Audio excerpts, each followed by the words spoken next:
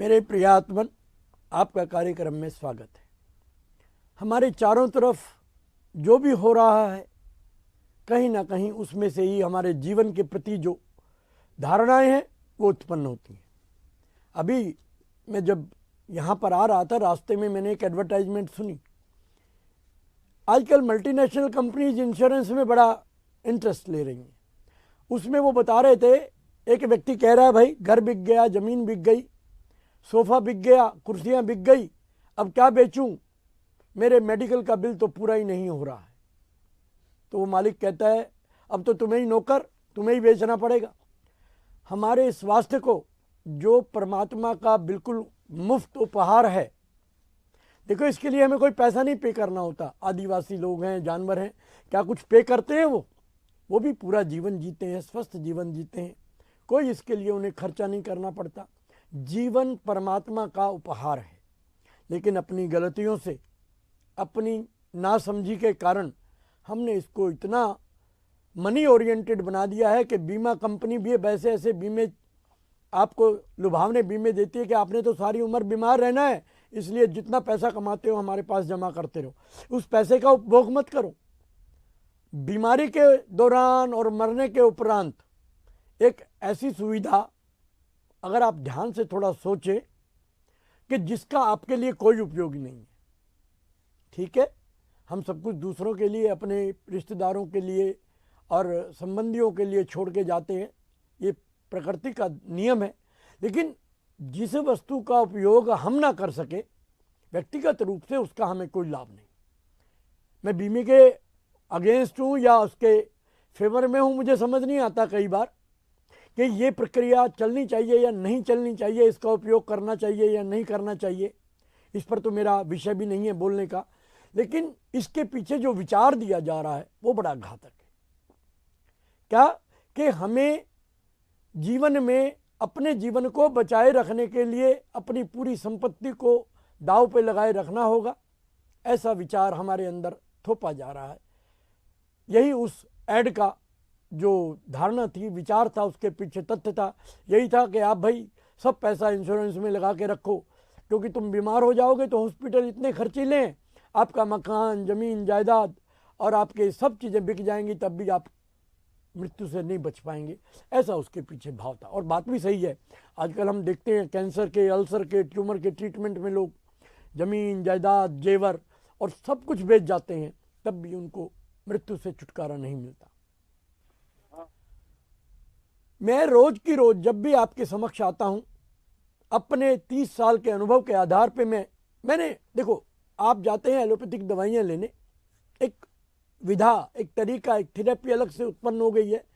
50-100 साल इसको लगे हैं और पूरे विश्व में ये व्याप्त हो गई है, लेकिन परिणाम बड़े घातक निकले हैं, परिणाम संतुष्टिजनक नहीं निकले हैं। तो इसका ये अर्थ नहीं है कि हम उसको पकड़ के बैठे रहें, हमें उसको भी त्यागना होगा। अगर सोना आपका कान काटने लगे, आपके नाक में घाव करने लगे, या जिस हाथ में, गले में आपने पहन रखा है, कल उस सोने के लिए कोई आपका गला काटने को तैयार हो जाए, निश्चित रूप से आप सोने को अपने पास नहीं रखोगे। प्रथम सुरक्षा हमारे जीवन की होनी चाहिए, स्वास्थ्य की होनी चाहिए, ऐसा प्रत्येक व्यक्ति मूल रूप से जानता है। लेकिन इतनी धारणाएं, इतनी ब्रेन वॉशिंग, मस्तिष्क का इतना धोवन हो चुका है कि हम लोगों को कुछ इस तरह से नियंत्रित कर लिया गया है, कंट्रोल कर लिया गया है कि हम अपना अच्छा बुरा भी नहीं सोच पाते। तो जो एलोपैथिक चिकित्सा है, उसके परिणाम बहुत संतुष्टिजनक नहीं रहे हैं। हॉस्पिटल होना क्या चाहिए था कि धीरे धीरे हॉस्पिटल बंद होने चाहिए थे। होता क्या जा रहा है कि धीरे धीरे बड़े बड़े हॉस्पिटल खोले जा रहे हैं, कोई 1000 बेड का, कोई 2000 बेड का। इसके पीछे क्या है? जैसे कारों की नई नई कंपनियां खुल रही हैं, अच्छा लगता है कि पूरा विश्व अमीर हो जाएगा, हर आदमी के पास कार होगी, ऐसी संभावना बन रही है, ये अच्छाई है। लेकिन नए नए हॉस्पिटल खोलने का मतलब क्या है कि बहुत सारे लोग आपके जीवन को हरण करने में लगे हुए, स्वास्थ्य का हरण करना चाहते हैं। बहुत सारे लोगों को ये आशा बन जाएगी, उनका ये विचार बन जाएगा कि ज़्यादा से ज़्यादा लोग बीमार पड़े ताकि हमारा कार्य चले। समझना बात को, सिर्फ मैं उससे विपरीत चाहता हूँ।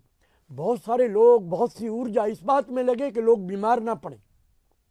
हमें विचार को परिवर्तन करना होगा। हमारी धारणा, हमारी मंशा, कहते हैं जो सोचते हैं वही होता है। अगर हम सोचने लगे पूरी दुनिया बीमार होगी, इनके लिए हॉस्पिटल बनाओ, तो निश्चित रूप से लोग बीमार होंगे। अगर हम सोचने लगे, विचार करने लगे, शुभकामनाएं देने लगे, कभी आप किसी को नहीं कहते तुम बीमार पड़ो, आप कहिए, कहते हैं स्वस्थ रहिए, सुखी रहिए। लेकिन ये हॉस्पिटल खोलना, बड़ी बड़ी नर्सरीज खोलना और 5 स्टार फैसिलिटी देना, ये सब 5 स्टार हॉस्पिटल बन रहे हैं, ये सब के सब आपके अंदर रोगों को आमंत्रण कर रहे हैं।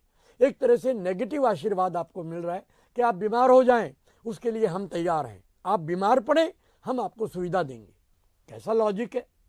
थोड़ा मुझे मेरे गले से नहीं नीचे उतरता, इसलिए मैं ऐसी बातें कर जाता हूँ। हो सकता है कुछ लोगों को तकलीफ हो, लेकिन मित्रों जब वो समझेंगे, बीमार पड़ने में उनके अपने परिजन भी हो सकते हैं। मैं डॉक्टर हूँ, ऐसा कोई लेबल नहीं लग गया मुझ पे कि मेरी फैमिली के लोग बीमार नहीं पड़ेंगे या मैं बीमार नहीं पड़ूंगा, ऐसा कोई लेबल नहीं है। तो निश्चित रूप से हमारे को पूरे संसार के लिए स्वास्थ्य की और सुख की कामना करनी चाहिए, ना कि बीमारों के लिए उन हॉस्पिटल खोलने चाहिए। हॉस्पिटल आवश्यक हैं, लेकिन उतने ही जितनी आवश्यकता हो। एक कॉलर है हमारे साथ, जरा बात करते हैं। हेलो। हाँ, good morning sir. Good morning sir, मैं उत्तराखंड से बोल रहा हूँ, डिस्ट्रिक्ट पौड़ी से। हाँ बोलो भैया।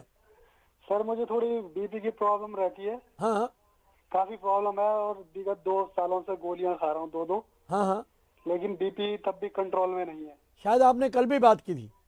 नहीं सर, नहीं। अच्छा चलिए, कोई बात नहीं। जिनको बीपी है, कल मैंने बताया था, सर्वेशाम एवं रोगानाम निदानम कुपितामला।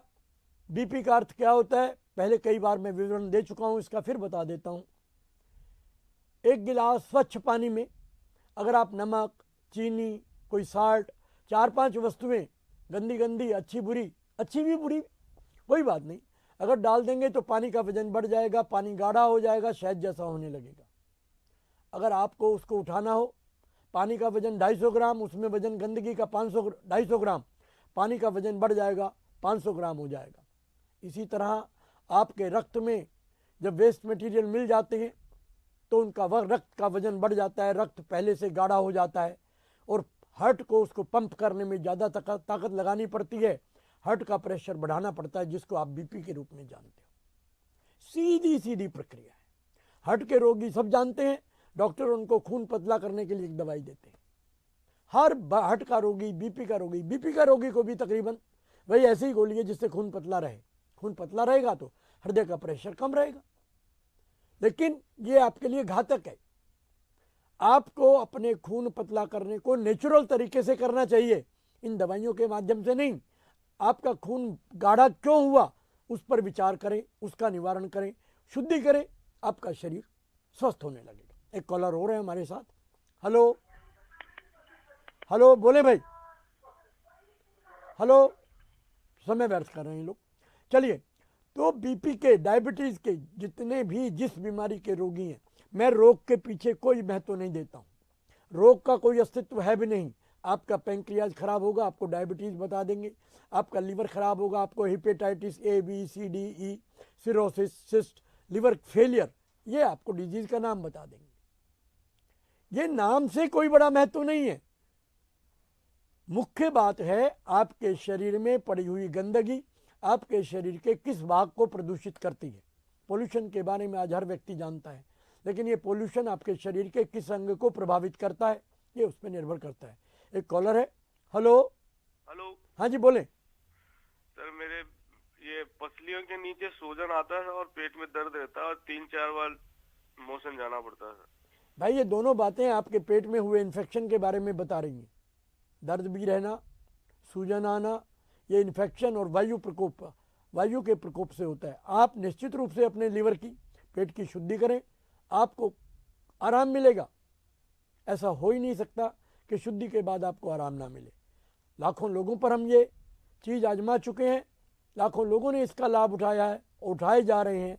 आपको भी अगर अपने सेहत का खुद मदद करनी है तो उसका एक ही उपाय है, शुद्धि करें। एक कॉलर हो रहे। Hello hello. हाँ जी, बोले। डॉक्टर साहब, मैं रायपुर से बोल रहा था। हाँ बोलो भैया। एक्चुअली मेरी मिसेस को सेरो नेगेटिव एथाइटिस है। हाँ हाँ, डॉक्टरों का कहना है कि मेडिसिन लेते जाओ, आराम हो जाएगा। आराम होता कभी नहीं है भाई। नहीं हो रहा सर। हाँ, नहीं होगा। ये रूमेटिक आर्थराइटिस, सीरो आर्थराइटिस, ये नाम जो बनाए गए हैं, मैं इसी पे अभी चर्चा कर रहा था। नाम के पीछे भागते रहोगे, कभी आपका उपचार नहीं होने वाला है। अनेकों लोग इस पे काम कर चुके हैं, लेकिन बीमारी के नाम पे कोई भी दवाई आपके शरीर में कोई लाभ नहीं पहुंचा सकती। मैं बड़े विश्वास से, अपने स्वयं के 30 वर्षों के अनुभव से और अनेक लोगों के विश्व में लिटरेचर में पढ़ चुका हूं, सबका यही कहना, होम्योपैथी इसी बात पे आधारित है, आपकी एक्यूपंक्चर इसी बात पे आधारित है। जितनी नेचुरल थेरेपी हैं वो सारी की सारी यही कहती हैं, बीमारियों के नाम में कुछ नहीं रखा भाई, उसके पीछे कारण क्या है, बीमारी के पीछे वास्तविक कारण क्या है, जब तक उसको हम दूर नहीं करेंगे आपका रोग दूर नहीं होगा। आर्थराइटिस टिस का मतलब मैं रोज आपको बताता हूं, जिस वर्ड के पीछे स्टोमेटाइटिस, आर्थराइटिस, लिवराइटिस, हिपेटाइटिस और कार्डिटाइटिस और मेनिंजाइटिस, जितने टिस हैं वो सारे के सारे इन्फेक्शन के कारण है, सूजन के कारण है, गंदगी पड़ी हुई है, वायरस आपके अंदर लग गए हैं, इन्फेक्शन हो गया, उसको दूर करें आप ठीक हो।